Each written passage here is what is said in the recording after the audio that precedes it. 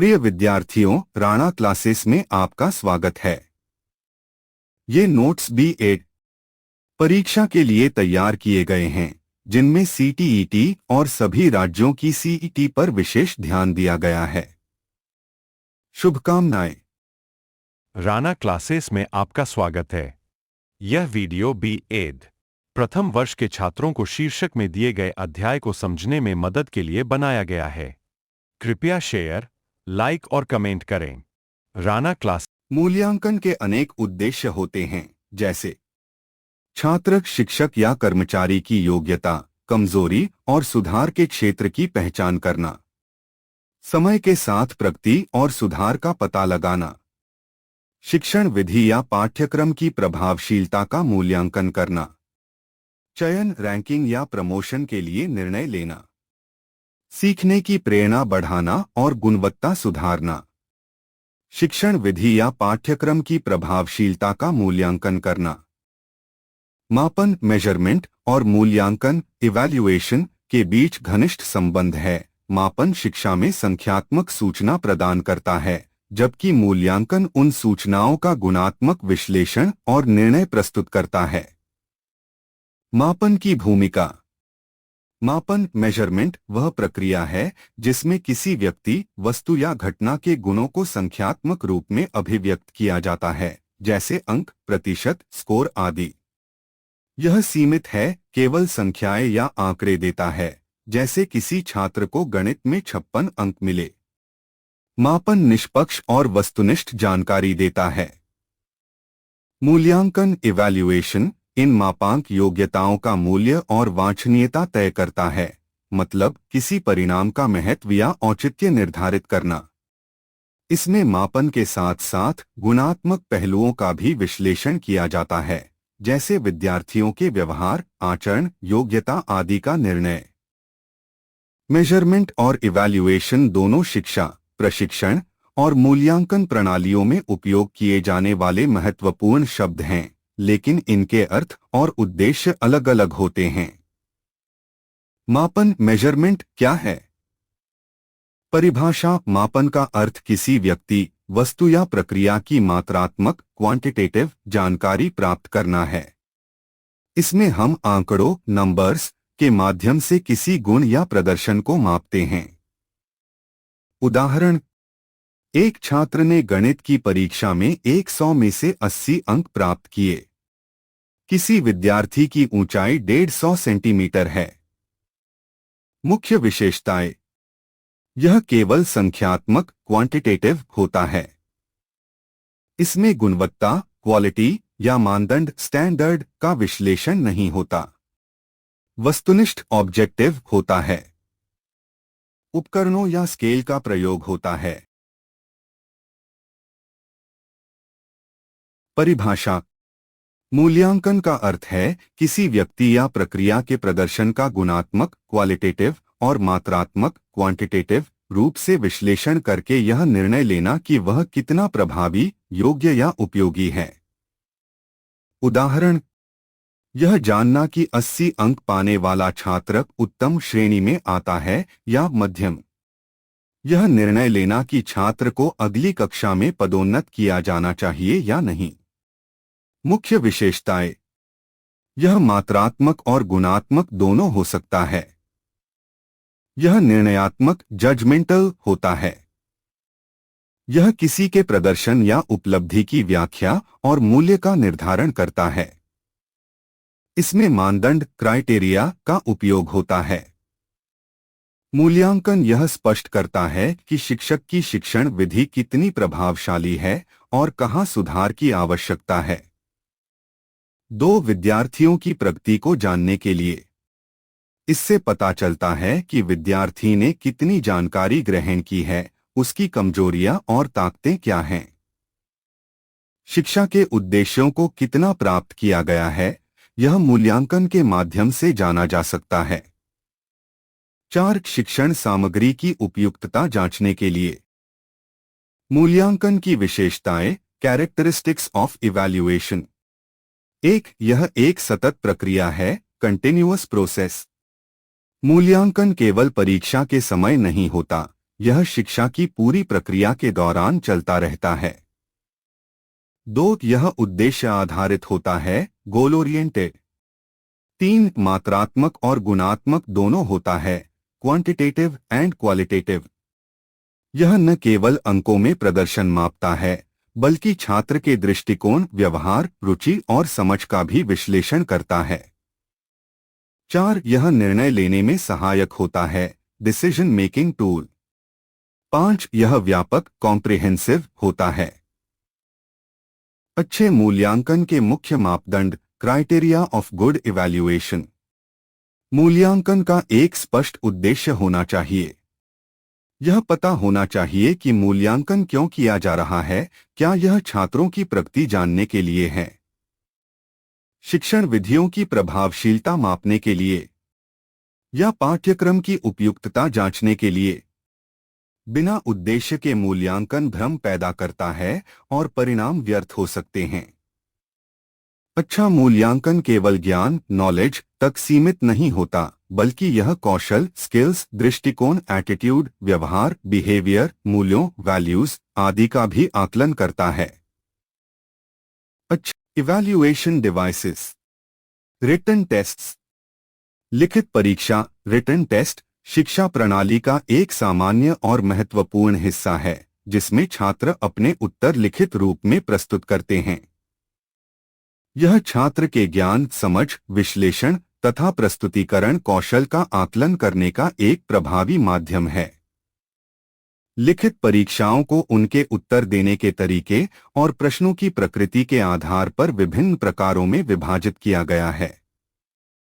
लिखित परीक्षा के मुख्य प्रकार, main types of written tests in Hindi. 1. वर्णनात्मक परीक्षा, डिस्क्रिप्टिव टेस्ट बटा एसे टाइप टेस्ट। परिभाषा, इस प्रकार की परीक्षा में छात्रों को उत्तर लंबे या छोटे पैराग्राफ में लिखने होते हैं। इसमें छात्र को विषय की समझ, विचारों की अभिव्यक्ति, विश्लेषण और लेखन कौशल दिखाने का अवसर मिलता है।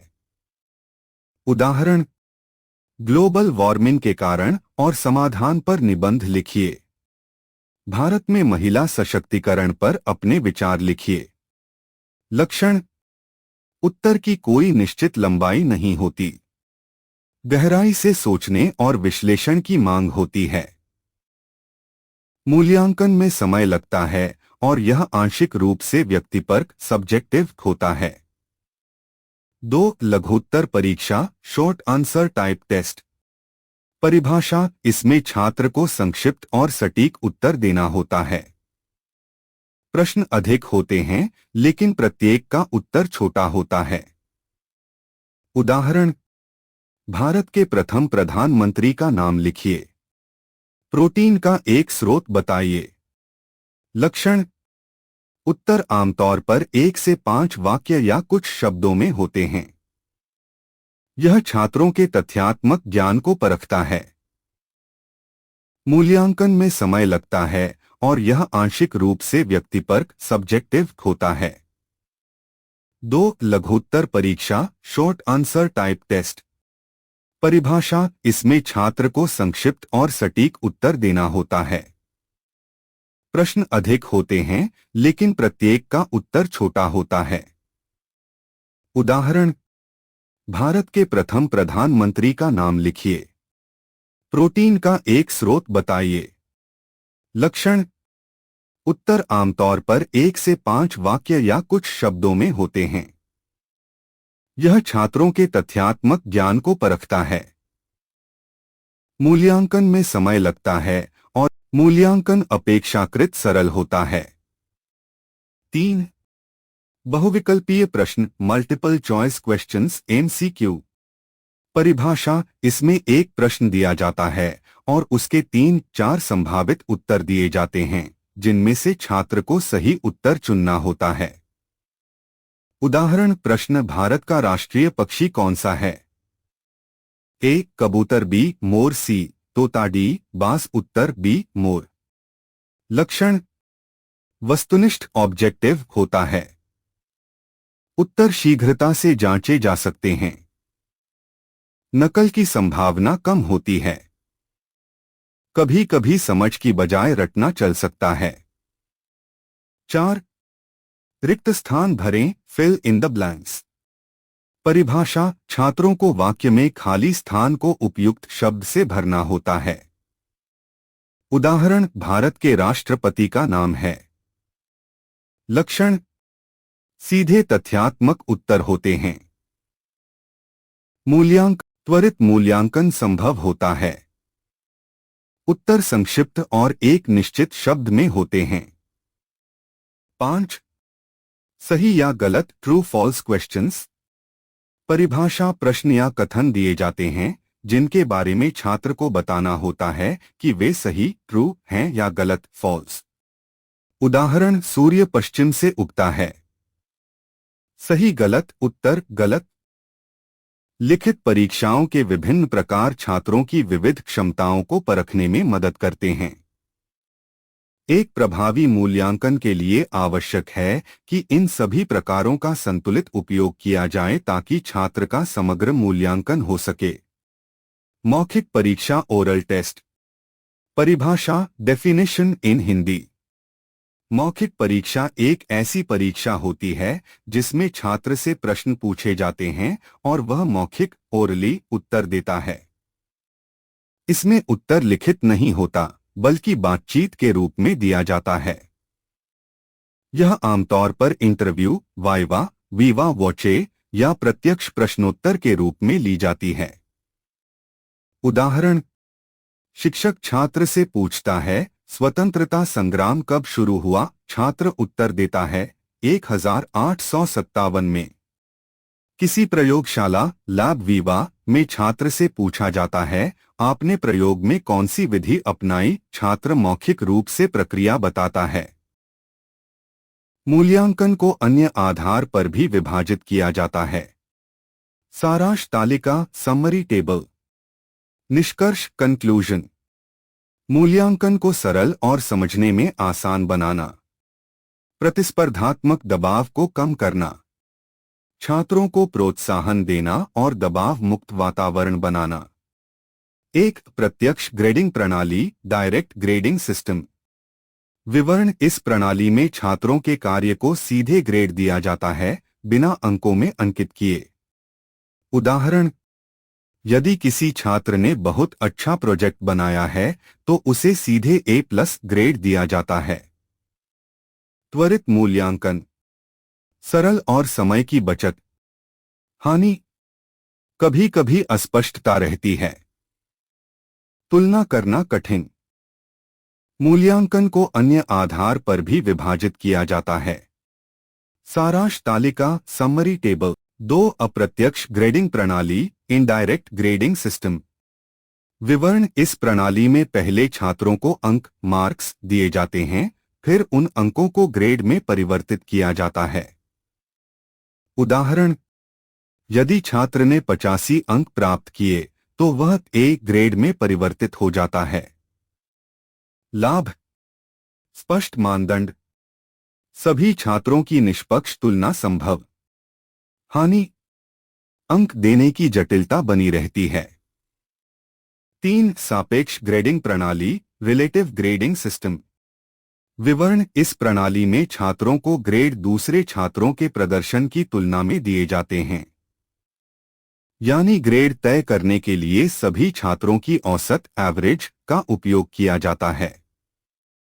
लाभ: प्रतिस्पर्धात्मक भावना को बढ़ावा, ग्रेड वितरण संतुलित रहता है।